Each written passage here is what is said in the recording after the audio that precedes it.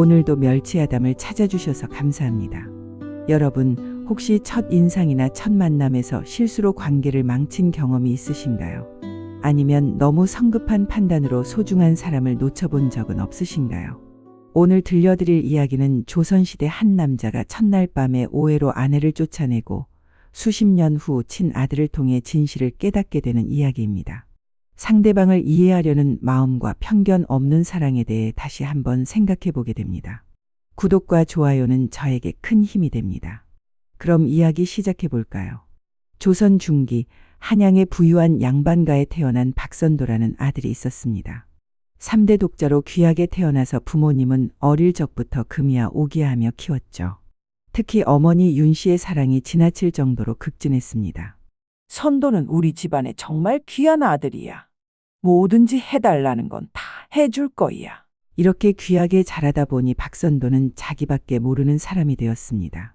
남의 말은 듣지 않고 다른 사람의 처지를 이해하려 하지도 않았죠. 그런 박선도가 25이 되자 부모님은 혼인을 시키기로 했습니다.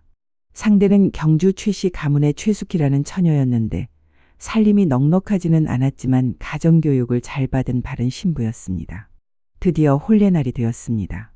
많은 사람들의 축하 속에 혼례를 마치고 첫날 밤이 되자 박선도는 그제서야 신부의 얼굴을 제대로 볼 수 있었습니다. 그런데 기방에 자주 다녔던 박선도의 기대와는 달리 신부의 외모는 너무 평범해서 실망했습니다. 뭐야? 20대 꽃다운 여자가 왜 이렇게 매력이 없어? 기방에서 많은 여자를 봐왔던 박선도는 신부에게 무리한 요구를 했습니다. 첫날 밤인데도 마치 오래된 부부처럼 자연스럽게 행동하라고 요구했거든요. 왜 이렇게 여자가 무뚝뚝해? 좀 더 자연스럽게 해야지. 다른 여자들은 다 잘하던데 왜 이렇게 서툰 거야? 숙희는 처음 겪는 일이라 박선도의 요구에 당황스러웠습니다. 죄송해요, 서방님. 제가 어떻게 해야 할지 모르겠어요. 숙희가 떨리는 목소리로 말하자 박선도는 더욱 짜증을 냈습니다. 아이고, 답답해서 이런 여자랑 어떻게 살겠어. 첫날부터 이런데 앞으로 어떻게 부부 생활을 하라는 거야? 자기밖에 모르는 속 좁은 박선도는 자신의 기대에 맞지 않는다고 화를 냈습니다. 그리고 신부를 혼자 두고 박선도는 밖으로 나가버렸습니다. 제발 선도야. 첫날 밤인데 이게 뭐니? 신부가 부끄러워하는 건 당연한 일 아니겠니? 하지만 박선도는 이해하려 들지 않았습니다. 처음엔 숙희의 편을 들어주시던 시부모님도 시간이 점차 지나자 아들 편을 들며 며느리를 차갑게 대했습니다. 네가 그렇게 무뚝뚝하게 굴어서 우리 아들이 마음을 못 잡는 거 아니냐? 여자가 좀 더 자연스럽고 유연한 면이 있어야지. 안 되겠다.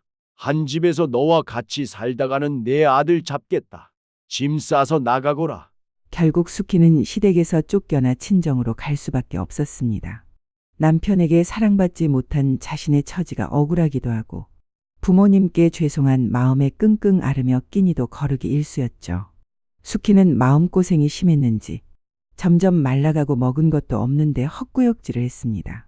큰 병인가 싶어 의원에게 데리고 갔는데 글쎄 예상 밖의 소식을 듣게 되었습니다. 아이가 들어선 것 같습니다. 숙희의 아버지는 가슴이 철렁 내려앉는 것 같았습니다. 내 딸 인생 망치겠네. 어서 짐 싸서 시댁에 다시 들어가자꾸나. 박서방 아이를 가졌다고 하면 그 집에서도 받아줄 게다. 무슨 소리세요? 그런 집 구석에는 우리 숙희 절대 못 보낸다고요. 숙희 부모님은 속상해하며 걱정하셨죠. 10달이 지나자 숙희는 건강한 아들을 낳았습니다. 온유라고 이름을 짓고 단정하고 온화한 성품으로 잘 자라주었습니다. 특히 총명하여 글 공부에 매우 뛰어난 재능을 보였죠.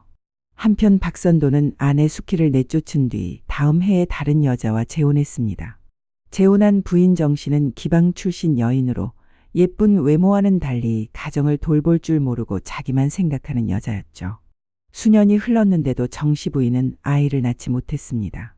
이러다가 우리 집안의 대가 끊기겠구나. 어디 똑똑한 아이 하나를 찾아서 양자로 들이잡구나. 결국 가난한 집의 아들 덕수를 양자로 맞아들였습니다. 박선도와 정씨 부인은 덕수를 귀찮게 여겼고 사랑으로 양육하지 못했습니다. 덕수는 고집이 세고 자기 뜻대로만 하는 아이로 자라났습니다. 덕수는 왜 이렇게 말을 안 듣지? 공부는 하기 싫어하고 동네방네 사고만 치고 다니니 원. 양어머니를 닮아서 그런가 봐요. 둘 다 닮은 거지. 아버지도 똑같지 뭐. 동네 사람들은 박선도의 가정을 보며 수군거렸어요. 박선도는 점점 가정에 실망하게 되었죠. 그러던 중 정씨 부인은 다른 남자와 바람이 나서 도망가 버렸습니다. 박선도는 호라비가 되어 양아들과 둘이서 살게 되었는데 양아들은 점점 더 삐뚤어져 갔습니다. 그러던 어느 날 20살이 된 온유가 과거의 응시에 장원급제를 했다는 소식이 들려왔습니다. 온유는 어릴 때부터 자신의 친아버지를 만나고 싶다고 어머니에게 종종 말했었습니다. 장원급제 후 온유가 관직에 나아가 일하던 중 뜻밖의 일이 일어났습니다. 온유가 일하는 관청의 높으신 분인 이판서께서 온유의 어머니 수키를 몇 번 보고 반하게 된 것입니다. 이판서는 아내와 사별한 호라비로 온유를 통해 수키의 인품을 알게 되었고 깊은 감명을 받았습니다. 자네 어머니는 정말 훌륭한 분이신 것 같네. 혼자 자네를 키우시며 이렇게 훌륭한 인재로 만들어내셨으니. 감사합니다, 어르신. 실은 내가 자네 어머니를 오랫동안 마음에 품어왔다네. 청혼을 드리고 싶은데 어떻게 생각하는가? 온유는 깜짝 놀랐지만 홀로 고생해온 어머니의 앞날을 생각하니 마음이 놓였습니다. 어머니께서 좋으시다면 저야 찬성이지요. 이판서는 정중히 수키에게 청혼했고 수키도 온유의 앞날을 위해서라도 좋은 인연이라 생각하여 재혼을 결정했습니다. 어머니도 행복한 짝을 만나 재혼을 하게 되어 마음이 편안해졌습니다. 어머니, 제가 이제 친아버지를 한번 뵙고 싶습니다. 그 사람이 뭐가 보고 싶다고 그러니? 우리를 버린 사람인데. 그래도 제 친아버지이지 않습니까? 저를 잊게 하신 아버지를 뵙고 싶어요. 수키는 아들의 효심이 기특하면서도 걱정이 되었지만 이제는 자신도 새로운 행복을 찾았으니 결국 온유가 박선도를 찾아가는 것을 허락했습니다. 박선도는 갑자기 나타난 잘생기고 듬직한 청년이 자신의 아들이라는 말에 깜짝 놀랐습니다. 뭐라고? 자네가 내 아들이라고? 예, 아버님. 저희 어머니는 최수키이고 저는 온유라고 합니다. 세상에, 그 여자가 내 아들을 낳았다고? 그것도 자네가 장원급제를 했다고? 박선도는 복잡한 마음이 들었습니다. 한편으로는 자랑스럽고 기뻤지만 다른 한편으로는 지난날에 대한 후회와 부끄러움이 밀려왔습니다. 온유는 정중하게 아버지에게 절을 올리며 말했습니다. 아버님께 인사드리러 왔습니다. 어머니는 건강히 잘 지내고 계신가?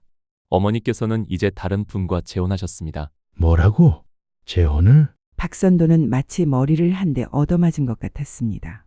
막연히 언젠가는 수키와 다시 만날 수도 있을 거라고 생각했었는데 이제 그녀는 완전히 다른 사람의 아내가 되어버린 것입니다. 누구와 재혼했다는 거냐? 이판서님과 혼례를 올리셨습니다. 저를 친아들처럼 아껴주시는 좋은 분입니다. 박선도는 그제서야 자신이 얼마나 큰 것을 잃었는지 깨달았습니다.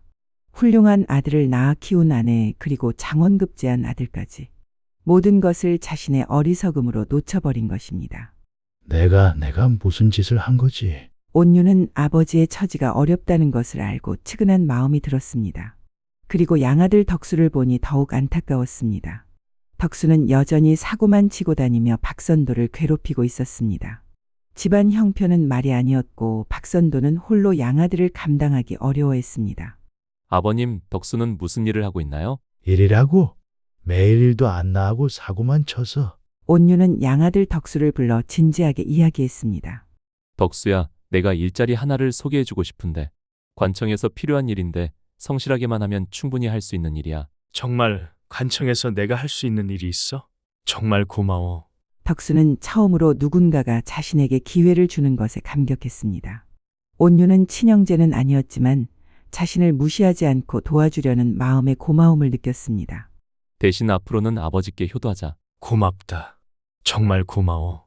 덕수는 온유 덕분에 관청의 잡일을 맡아 일하게 되었고 처음으로 자신의 노력으로 돈을 벌게 되었습니다. 점차 마음을 다잡고 성실하게 살아가기 시작했습니다. 박선도는 뛰어난 친아들과 변화하는 양아들을 보며 자신의 지난날을 돌아보았습니다. 온유야, 내가 너희 어머니에게 정말 못된 짓을 했구나. 이제 와서 후회해도 소용없지만 내가 정말 어리석었다. 그런 훌륭한 여인을 알아보지 못하고. 온유는 아버지의 진심 어린 후회를 보며 마음이 아팠습니다. 아버님도 이제라도 덕수와 함께 행복하게 지내시길 바래요. 한편 수키는 이판서와 재혼하여 행복한 나날을 보내고 있었습니다. 이판서는 온유를 친아들처럼 아껴주었고 수키도 오랜 고생 끝에 진정한 행복을 찾게 되었습니다. 부인, 온유 덕분에 우리가 만날 수 있었으니 정말 고마운 일이요. 네, 정말 감사한 일이죠. 온유가 이렇게 효자로 자라줘서. 자네가 혼자서도 그렇게 훌륭하게 키워냈다니 정말 존경하오. 온유는 관직에서도 뛰어난 능력을 발휘하여 승진을 거듭했고 백성들을 위해 헌신하는 훌륭한 관리가 되었습니다. 어머니와 새아버지 그리고 자신 모두가 행복한 삶을 살게 되었습니다. 반면 박선도는 양아들 덕수와 함께 조용히 살아가며 지난날을 반성하는 나날을 보냈습니다. 온유가 때때로 찾아와 안부를 묻고 도움을 주었지만 박선도는 자신이 놓친 행복이 얼마나 컸는지 매일 느끼며 위축된 생활을 계속했습니다. 덕수야, 우리라도 서로 의지하며 살아야겠다. 네, 아버지. 이제 저도 철이 들었어요. 온유 덕분에 일도 생겼고 앞으로는 아버지께 걱정 끼쳐드리지 않을게요. 고맙다. 나라도 이렇게 변해줘서. 덕수는 온유의 도움으로 점차 성실한 사람이 되어갔고 박선도와 화목하게 지내게 되었습니다. 하지만 박선도는 자신이 잃어버린 진정한 가족의 행복을 생각하며 평생 후회하는 마음으로 살았다고 전해집니다. 어느 날 저녁 덕수와 함께 저녁을 먹으며 박선도가 말했습니다. 덕수야, 내가 젊었을 때 얼마나 어리석었는지 지금에야 알게 돼서 안타깝다. 아버지, 좋은 여자를 내 손으로 쫓아내고 아들이 있는 것도 모르고 살았으니 모든 게 내 탓이다. 너는 나처럼 어리석은 실수는 하지 마라. 박선도는 자신의 옹졸함과 편견 때문에 평생의 행복을 잃었다는 것을 뼈저리게 깨달으며 남은 생을 후회와 반성 속에서 보냈다고 합니다. 여러분, 이 이야기를 들으면서 어떤 생각이 드셨나요? 저는 이 이야기에서 정말 많은 것을 느꼈습니다.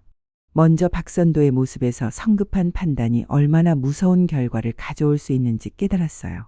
첫날 밤의 작은 오해가 평생의 후회로 이어진 거잖아요. 특히 수키의 인생 역전이 인상 깊었습니다. 힘든 시련을 겪었지만 포기하지 않고 아들을 훌륭하게 키워냈고 결국 더 좋은 인연을 만나 행복을 찾게 된 모습이 정말 감동적이었어요. 그리고 온유의 모습에서 진정한 효심을 볼 수 있었습니다. 자신을 버린 아버지를 원망하지 않고 오히려 도와주려는 마음, 양아들까지 챙겨주는 넓은 마음이 정말 아름다웠어요. 이 이야기는 우리에게 이런 메시지를 주는 것 같습니다. 상대방을 이해하려는 노력 없이 성급하게 판단하면 평생 후회할 수 있다는 것, 그리고 어떤 시련이 와도 포기하지 않고 최선을 다하면 언젠가는 더 좋은 기회가 온다는 것 말이에요. 마지막으로 온유처럼 원망보다는 용서와 이해의 마음을 가지는 것이 얼마나 아름다운지 깨달았습니다. 이런 마음이야말로 진정한 성숙함이 아닐까 싶어요. 이런 의미 있는 이야기가 마음에 드셨다면 좋아요 버튼 꾹 눌러주시고 구독과 알림 설정도 부탁드립니다. 따끈한 이야기를 여러분에게 제일 먼저 보내드립니다. 댓글로는 여러분의 경험담이나 오늘 이야기에서 가장 인상 깊었던 부분이 있으시다면 들려주세요. 서로의 이야기를 나누다 보면 더 큰 지혜와 위로를 얻을 수 있을 거예요. 다음에도 정성 담은 이야기로 찾아뵙겠습니다. 건강하시고 행복하세요. 감사합니다.